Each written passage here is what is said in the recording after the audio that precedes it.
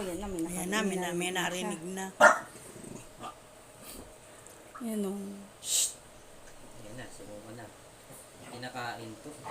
Kaya sumuka. Ala, sumuka na. Hindi, okay lang. Dadakitin. Tulungan na lang kita magdakit.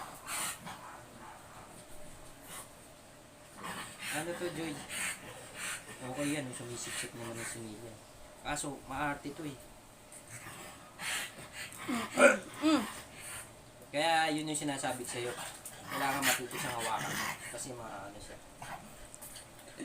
Nasa siya, okay. Wala pa kayo anak, Joy? Wala po. Sayang, kahit isa sana meron kayo para masaya.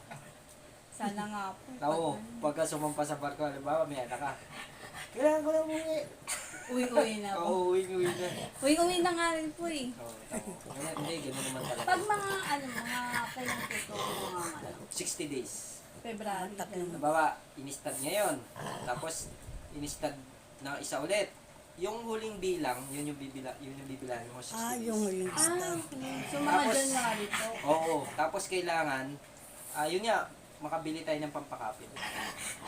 Kasi pag wala rin itong pampakapit, hindi rin ito mapupintis na yun. Pagka malikot ha, bawa akit, panahog siya. Oo, yun na nga eh. Ako po, ako na nagsasabi sa inyo. Sunod sa akin ito eh.